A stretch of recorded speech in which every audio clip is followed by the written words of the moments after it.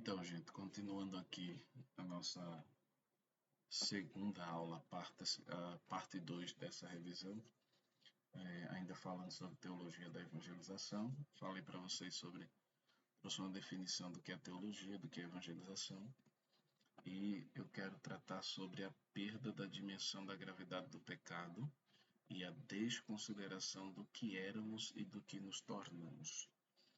Aí, por outro lado, o que nos torna tantas vezes indiferentes é a nossa total incapacidade de perceber quem somos.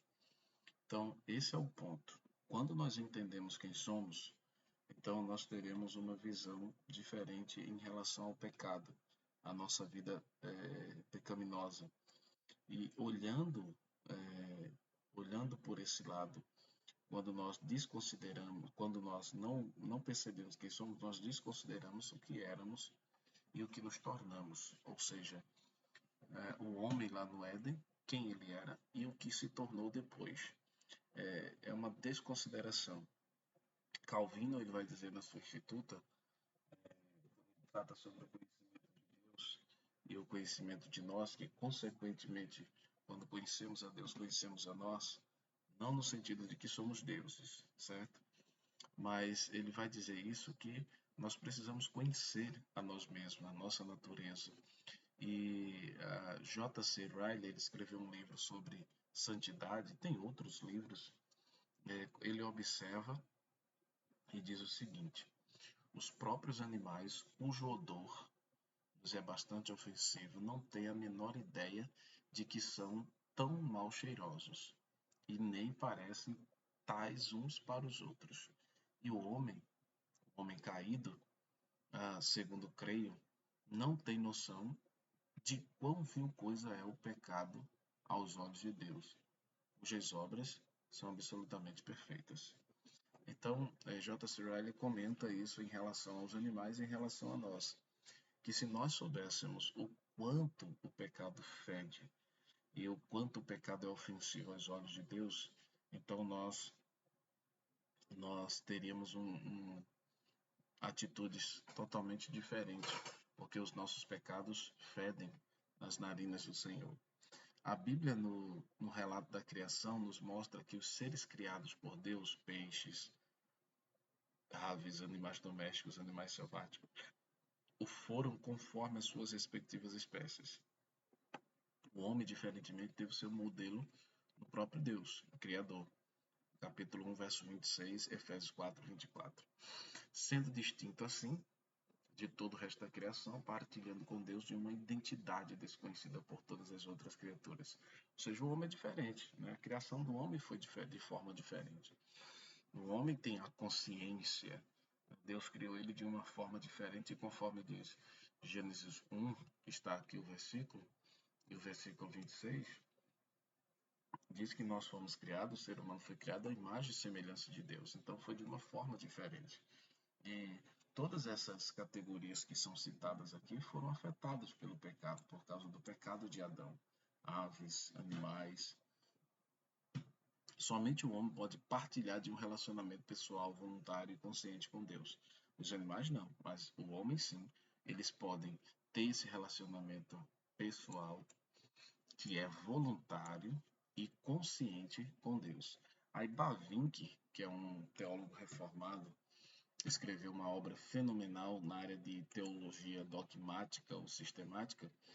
Ele diz: embora todas as criaturas exibam vestígios de Deus, somente o ser humano é a imagem de Deus.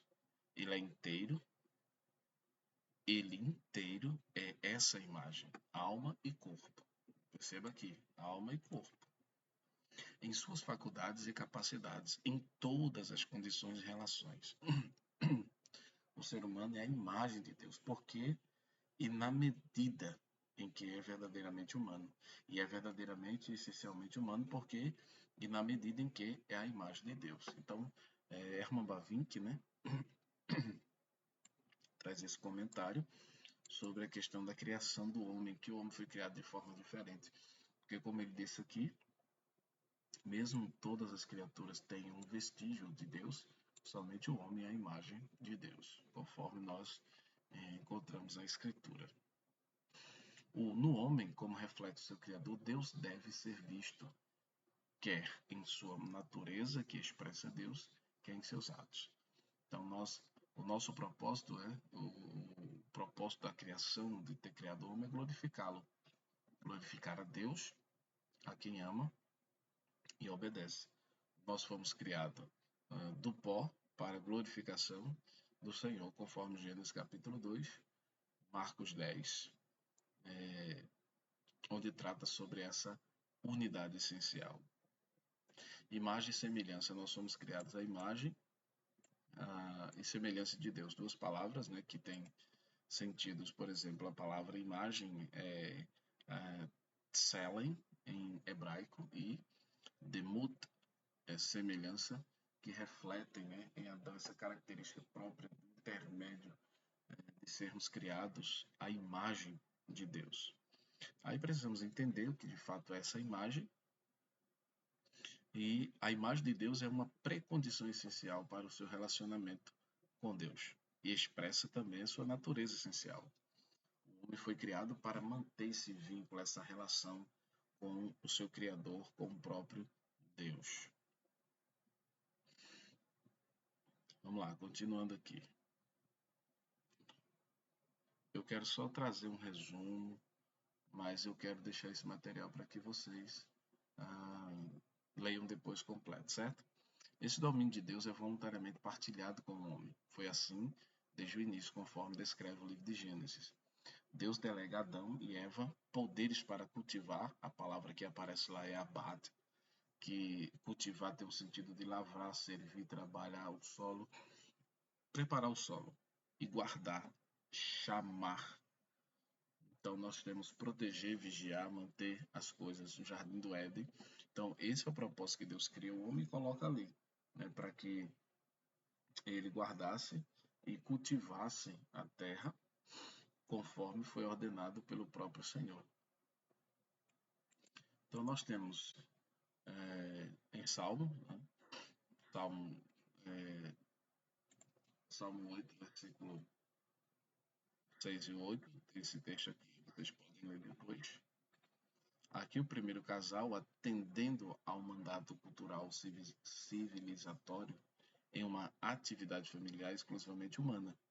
Então, isso é uma posição de Anthony Hoekman, que também é um teólogo reformado, holandês, se eu não me engano é holandês. Ele traz essa sequência onde ele fala sobre o homem. Mas o homem, isto é, nós mesmos, deve dominar a natureza de todo modo que seja também seu servo. Devemos preservar os recursos naturais e fazer o melhor uso possível dele.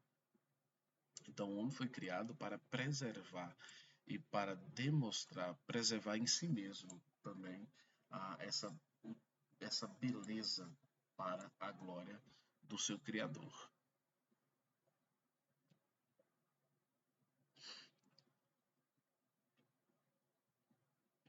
O homem percebia a essência da coisa, criando assim a linguagem. Ele tinha clareza, discernimento, unidade, pensamento incomparável. Sem dúvida, perdemos muito disso com a queda.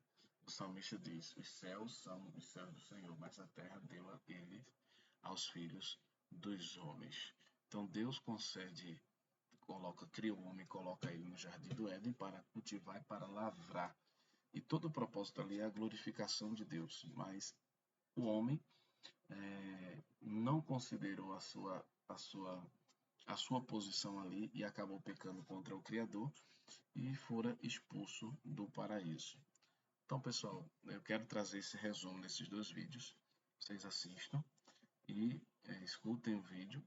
E eu vou deixar o material para que vocês possam ler de forma completa, tá bom? Deus abençoe a todos.